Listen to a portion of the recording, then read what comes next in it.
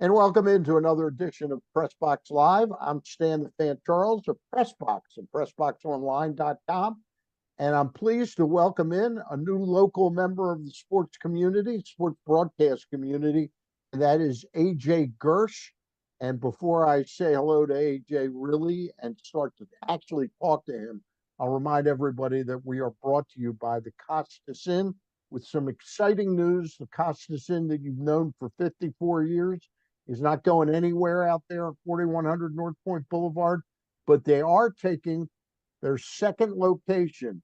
They're going to be opening up at the OTB in Timonium come around April 1st. We'll have more and more details as we get closer to opening day there at the OTB site at Timonium Racecourse. AJ Gersh. First of all, AJ is a local young man here and he's returning home. And how good does it feel to end up getting a job? And we'll get into where you've been, but how does it feel to actually put your head on a pillow in your hometown? It feels good. It feels really good. And it also feels good to be able to, whenever I want to go back to the pillow that I grew up sleeping with. Every other weekend when I feel like stopping by for a brunch, or if I need to pick something up or hang out with my mom or dad or Or younger get the sister. laundry done, or get the laundry done. That is the one thing that I will do myself. Everything else, if hey, listen, I'll sit back and let that be handled if that's the case. But Hey, no, I it's want to it's get full, awesome. for purposes of full disclosure, I want to say that AJ is not just a welcome member of the sports community here in Baltimore. His dad, about 9 months ago, and this was before I knew AJ or knew he was coming to Baltimore. AJ's dad is my foot doctor and an excellent foot doctor at that, with An excellent one. offices out in Pikesville? Pikesville and out by like Curtis Bay, right? Yeah, in Pasadena, Pasadena. Pasadena. And Yeah.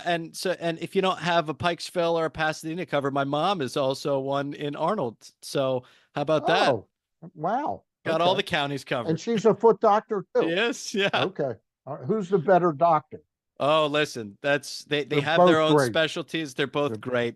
all And right. and they have both helped me in different situations with my feet and injuries and whatever. I grew up playing soccer in the MIAA at Severn. So A lot of blisters, turf oh toe. yeah, yeah, those cleats, they're dangerous. Yeah, they really are. Hey, so you've been most recently before you got here about 2.5, 3 months ago, right?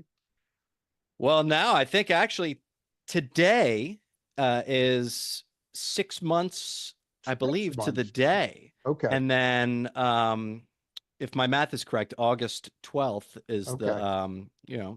Boy, or time goes by fast when you're time having goes fun. by. Time goes Uh, by, but I came back to Baltimore early in the summer. And was going through the process of hopefully landing here, and that it so, it came to fruition. so take us through where you've most recently been. So prior to moving back home, I was in Springfield, Illinois, which is the capital city of Illinois, right in the middle, central Illinois, closer actually to St. Louis than Chicago, believe it or not. That's Uh, true. Yes. it's about an hour and a half east of St. Louis and about 3 hours south of Chicago. And then where I was about 45 to an hour from Champaign, where the University of Illinois is. And I was actually doing morning news. I was not You were full not a time, sports person there in Illinois. not full time sports, but on the Friday evenings in the fall, I was out doing sideline reporting for our football coverage and putting together stories on local athletes throughout the week and And that was having high fun doing school. that. That was high school.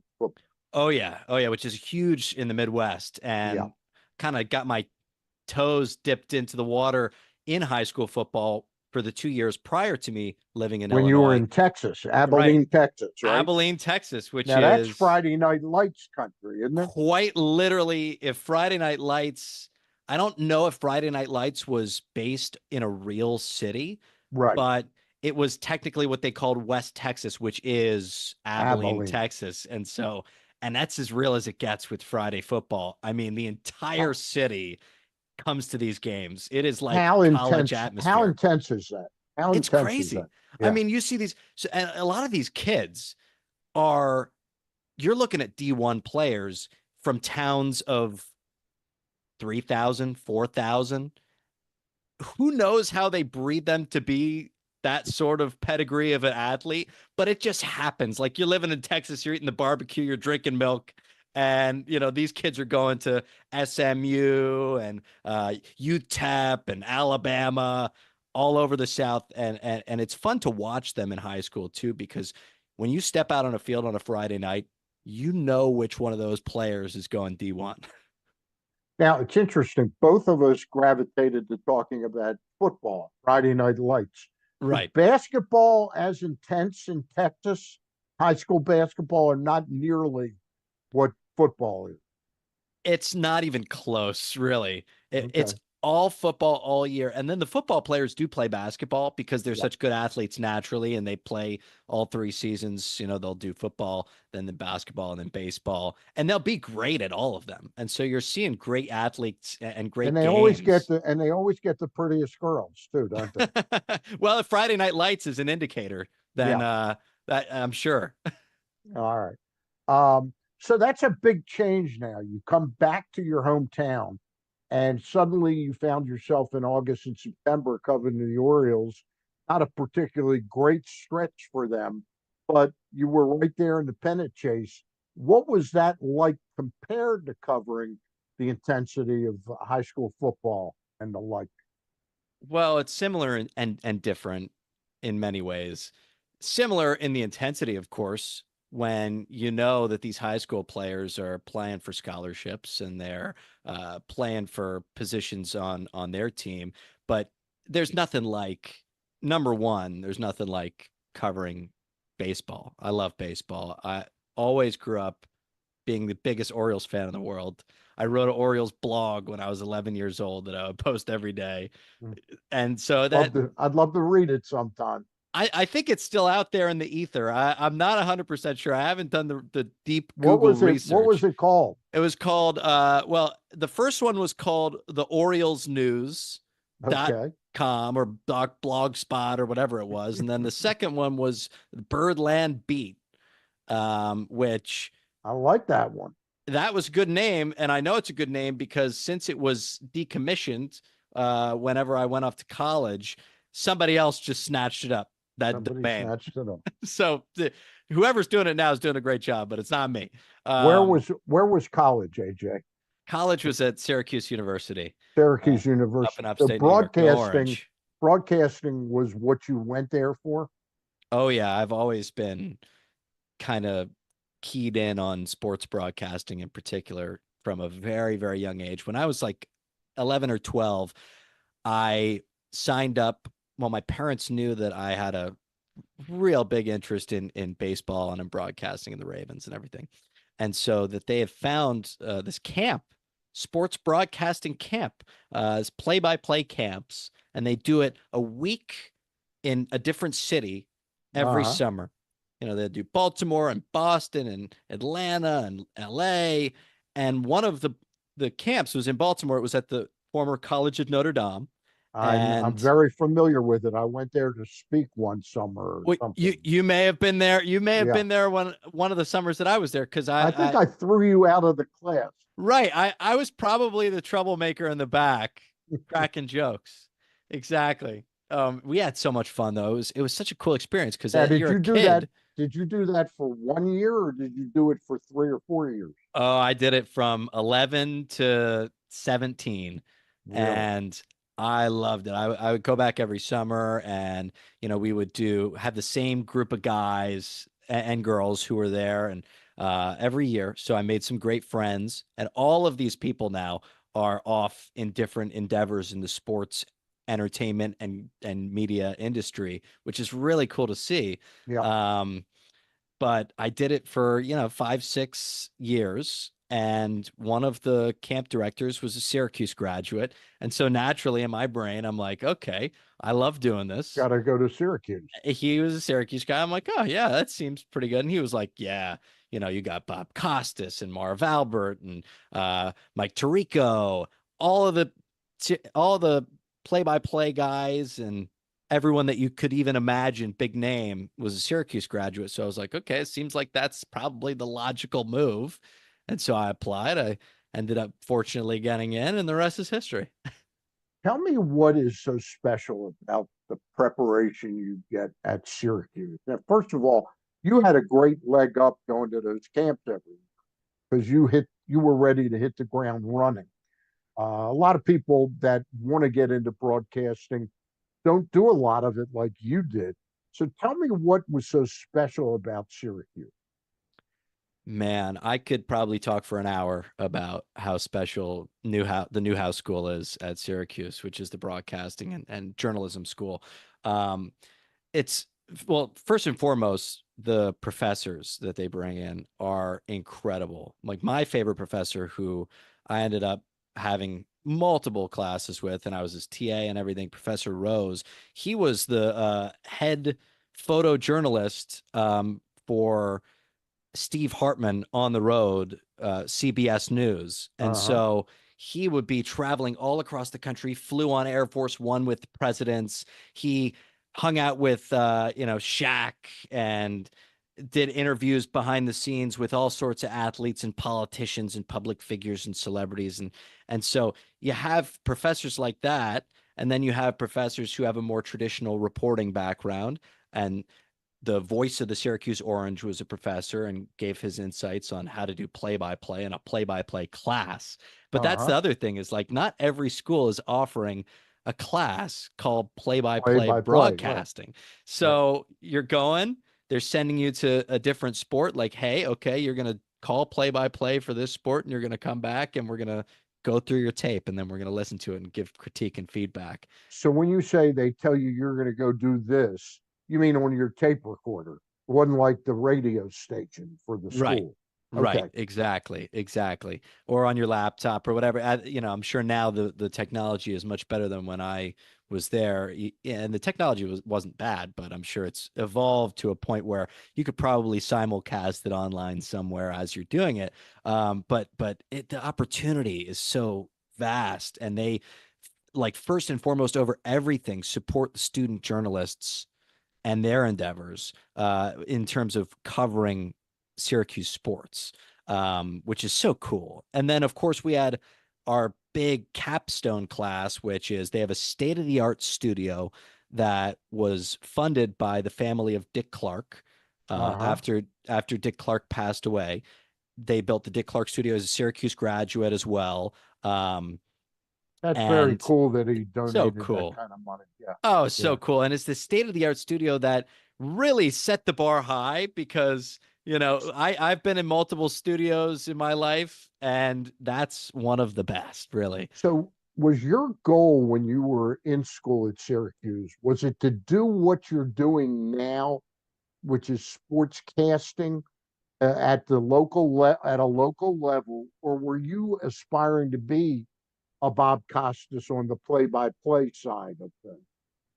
My goal has always been revolved around this city, and to be here and to be covering the teams that I grew up watching. And so That's very it's cool. really a blessing that I have been able to just start to do it. And there's more to come. And I'm so excited to keep And, going. and we're going to talk about that more to come in just a second. Let me get my one commercial out of the way for the show tonight, which is the Costas Inn.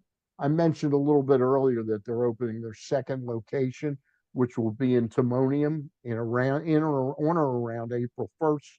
They'll be in the OTB there. But let me tell you a little bit about the Costas Inn, in case AJ hasn't been there for a while or has never been there. 54 years in the same location, 4100 North Point Boulevard. Everybody in town knows the Costas Inn is the place to go for steamed crabs. Take this phone number down, keep it handy, 410-477 1975, because the days of walking in to a big time crab house and just assuming that they've got 4 dozen crabs for you and your group of 6 or 8 people, those days are over with. You got to call ahead and reserve your crabs, and make sure they've got the right price point, the size you want, and the number of crabs you want. Costas Inn, They do a fantastic job with crabs, steamed crabs.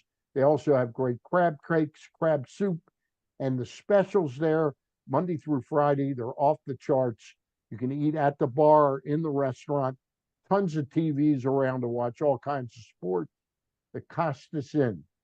I love the place. The website, if you want to grab a look at the menu, costasinn.com. That's COSTASINN.com. We'll return now with our remaining time with AJ Gersh of Fox 45. So tell me, how is Morgan Adsit treating you? She's And fantastic. and is Bruce Cunningham still dragging himself in there all the time? No, but he has given me some incredible advice, and some of that advice is to listen to Morgan, because she and Morgan is amazing. Yeah, She's she's terrific. she's a consummate pro. I mean, she is in a lot of ways, one of the perfect people to guide someone into this market. And she knows what she's doing. She does great coverage of the Ravens, great coverage of the Orioles, And the and she's been Terps. fun to work with, and the Terps Yeah. and Lax and everything. And she's been great to work with, and it's fun doing shows with her every Sunday night. Yeah. So let me ask you a question. When you went to Syracuse, because it's not that long ago, the days of when you used to watch John Buren or John Saunders on TV, or Chris Thomas, or uh, um, Jerry Sandusky, Mark Viviano on TV, those guys, for the most part, they came in, they wrote their script, and they talked about what they were doing. I mean, they were out during the day, but the game has changed an awful lot with what you're required to do. You got to know how to shoot stuff and all that. Were you prepared for that, or did Abilene and Springfield prepare you for that? I think that it was a lot of the previous experience that helped me become prepared for that. Yeah. A lot of what we do, I would say the majority of what we do is more so on a production level. And producing the show is a task in itself, whether that's all the graphics that you see when it pops up on TV, or all the video that is cut exactly to what we're saying. We're editing For that what you're saying, video, and and for time, and for exactly, time. and for time. So we're Yeah. editing all that video, we're cutting all that video, we're putting it into the show, we're writing everything, and doing the graphics and audio stuff as well. So it's a full kind of comprehensive thing. But the big thing that we want to push, and what you're doing is exemplary of it, is the way that things have shifted. Like you said, it's not the same sort of game anymore with broadcasting and sports journalism. First and foremost, is it's not really appointment television, because people can see the stats on their phone. They Yeah. don't need to catch the highlights at 10:50 or And the 11:30. scores are scrolling on ESPN all Right. night long. And you can ask Siri, how the Orioles did tonight, and she'll Yeah. tell you in 2 seconds, and she'll tell you that Ryan Mountcastle hit a home run over the left field wall. And so that's not needed per se, as much as the digital aspect of it. So you have to adapt into the now, which is where kind of I am really trying to make a push in TikToks and on Instagram Reels, and being engaging on X and Facebook, and everywhere that people would be going to see those little clips of that Ryan You want Mountcastle to be home a run. part of that vernacular, Yeah, be that a part of the vernacular. conversation on a day-to-day basis, on a minute-to-minute basis, even, because Yeah. that's how much in demand it is now. That you really have to be on it on a minute-to-minute basis to be a part of that conversation. And, I don't want to just be a part of the conversation, but I want to be able to add some valued commentary to it as well, coming from someone who's known about this stuff for my entire life, which So and I love it. so that's your insight and what you want to bring to the table. How much does that have to mesh with Morgan? In other words, do you two discuss it, or is it you go do what how it is you want to do it, or do you try and reach a simpatico where it's not too disparate for the viewers. I think in just the 6 months that I've been able to have the blessing to work with Morgan, that we've kind of developed a nonverbal simpatico Yeah. almost, so that we're kind of always on the same page, even though it's not a necessity to be on the same page. And then when it comes time to produce Sports Unlimited every Sunday night at 10:30 on our station, we're kind of already in the same, like, okay, we know what's going to be the lead, we know what's going to come after that, how our first 10 minutes are going to go, how the next 5 minute block is going to go, and how we're going to wrap it up in a coherent fashion. And so it's already starting to where we have that sort of chemistry where we don't really even need to be bouncing it off each other because we just kind of have it. So Sports Unlimited during the football season, I know it's got to be predominantly NFL football and mostly Ravens stuff when they've played. What will it be starting now with spring training? How Oh much yeah. will it shift to being baseball centric? Oh, it's a full 180 flip. Yeah. You know Baltimore better than anyone, Stan. And you know that once baseball season starts, that mindset kicks off. All When right. when we know we're going to be a good team, Right. there's nothing like it. Yeah. Right. Yeah. That's a massive, massive Wasn't like that asterisk. from like 1998 to 2012, Right. but Well, trust me, I remember I grew up. I'm 20, gonna be 28. And so I grew up like that was when I started loving baseball, was when the Orioles were awful. yeah. Awful. Like my favorite players growing up were like Luke Scott and Ty Wigginton. So it, it's it's incredible to see where this team has come since then, since the Yeah. 2006s of the teams Yeah. of the world, and Jeremy Guthrie's. Yep. Yeah, all those guys were great. By the way, they were fantastic Orioles. Mind why they were my favorite. Um, but it's so fun to have a team that's fun to root for. And yeah, come Sunday night at 10:30, it's going to be a whole lot of Orioles baseball starting this week because it's spring training this week. Are I know the finances of what the media is today. Will you get down to spring training? Will Morgan get down there, or is that beyond the scope right now? And that doesn't mean you can't cover it well, even if you're Right. not there. Well, that's a great question. That's something that I think we're still talking about and Yeah. not 100% sure of, but I would love to go. Yeah. I think regardless though of if we are or aren't there, we are still going to be working our butts off to bring some awesome coverage. All right. Well, you've given us some great background stuff. Now I want to get some sports opinion from you Okay. in the last couple of minutes. What went right this year for the Ravens, and what went dreadfully wrong for the Ravens? Oh man, I feel like this could be a memoir. Uh but a lot of things go right in the regular season every season. Yeah. And it's incredible how this team bounced back from those two early season losses. Started 0-2, won the next couple, and Lamar Jackson is just a freak of nature. It's Yeah. so fun to watch how he's developed as a passer. 4 interceptions to 41 touchdowns is absurd. That's absurd. Yeah. Absurd. And if you would have said that even in his 2019 MVP season, that 5 years later, he would be throwing for 41 touchdowns, I would have called you crazy. Yeah. And so his development is really promising to say the least, especially after getting that big contract. To see how he hasn't put the foot off the gas at all has been fantastic. What And do you think the pressure is like him now, though? It's mounting, isn't it? To yeah, get yeah. over a hump. And I he mean, knows it too. winning the first playoff game isn't the hump we're talking about. No, no, it's not. It's making the big one, and that's Yeah. it. Because I think once he gets there, there's no chance he loses. Yeah. That's it. That's just his mindset. He's got a mentality of a dog, and he just knows in his mind if he gets the Super Bowl, he's going to win it. And that's, he said it on draft night. He said, "You're going to get a Super Bowl out of me, Baltimore." And I truly believe that's going to happen.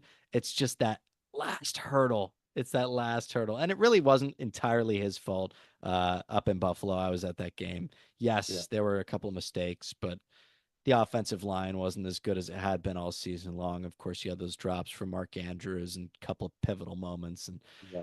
The and the drop by Lamar himself. yeah, Um, Let me ask you the talk show question. Ronnie Stanley, Justin Tucker, Mark Andrews.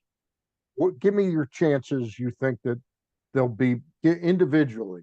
Ronnie Stanley, you think he'll be back? I think he should be the priority of the offseason. I agree. I think he should be, well, I think first and foremost, Acosta and Lamar should be sitting down and figuring out a way to restructure. Yeah, And so the Ravens could have a little bit more wiggle room. And all the great quarterbacks in the history of the NFL, Tom Brady, Patrick Mahomes, Peyton they all Manning, do it. they Yeah, all restructure. They yeah, all restructure. Now, because the contract negotiation was so difficult with Lamar Jackson in the first place, I don't know how feasible it's going to be to do that with him. right. But if the Ravens want to win, that's going to have to happen so they could sign a guy like Ronnie Stanley. Will it Agreed. happen? I would put it at about a 50-50 because it's all going to depend on if Lamar can restructure.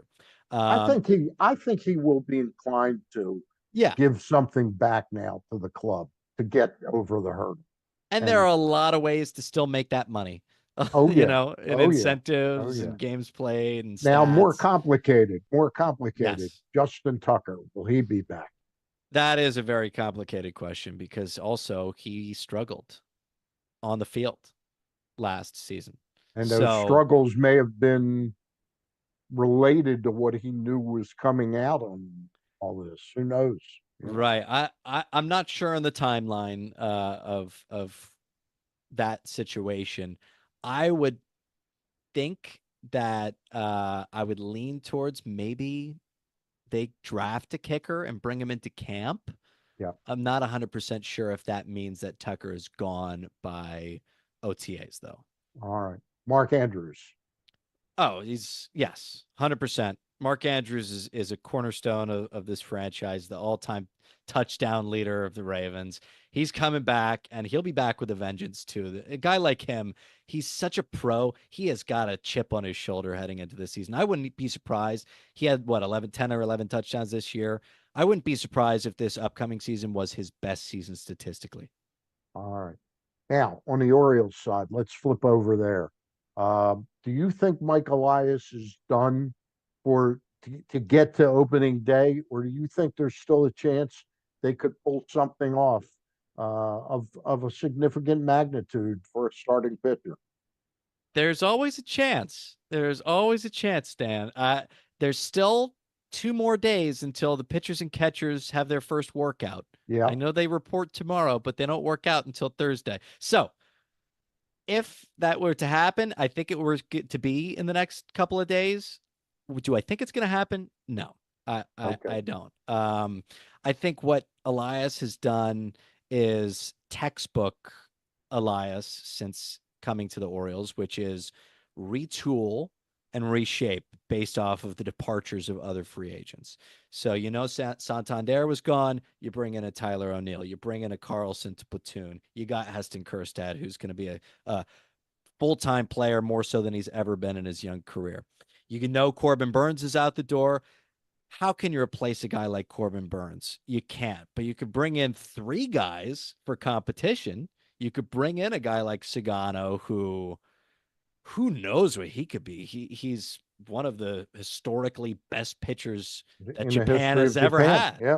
Yeah. So that's like in my brain, the way I think of it is like imagine Verlander when he was 35 years old going to a new league. Like you won't know until you see how he does. And of course, I'm Japan fascinated to see him. And I think the Charlie Morton signing is a really solid really signing. solid. Yeah. Everyone said when that signing happened, the conversation online was, "Oh man, we're getting a 40-year-old. Why can't we sign? Why can't we trade for Castillo or a Cease?"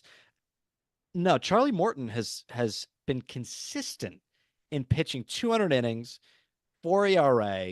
You know you're going to get out of this guy, and that's a solid number 3 pitcher. And if the Orioles can have Eflin, who has been nothing but great since coming to Baltimore, Rodriguez, everyone hopes takes a step up into the pitcher that Stays everyone healthy the whole year. and Yep. stays healthy. And then if you got 3 number 3s in the back end of the rotation, That's better than 80% of the teams in baseball. You got Kramer and Morton and Sagano.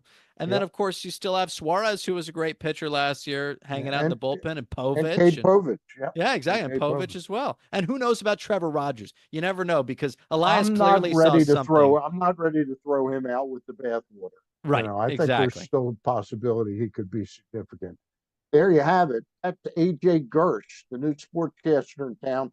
Not quite as new as I thought, but he's been here since August. He's on Fox 45. Tell everybody when they can see you, AJ. Well, the big one is Sunday nights, 10:30, Sports Unlimited, our 30-minute special that we air every week on Sunday nights. But Wednesday through Sunday, I'm on late at night, probably past a lot of your bedtimes. But if you're a night owl, hang out 10:50, 11:30, and of course, at all times online at AJ Gersh TV, everywhere on all platforms. All right. And his dad and mom are both great foot doctors Very in true. the Severna Park. Where's your dad again? I know I've seen him out Pikesville, there. Pasadena. Pasadena, Pasadena. Okay. My mom's in Uh, Arnold. and mom's in Arnold. That's AJ Gersh, everybody on Fox 45. And tell Morgan we said hello as well. All right. Certainly will. All right. The Costas Inn is a sponsor that brought you this program. We'll see you down the road pretty soon. All right. Take care, everybody. Thanks, AJ. Thanks, Dan.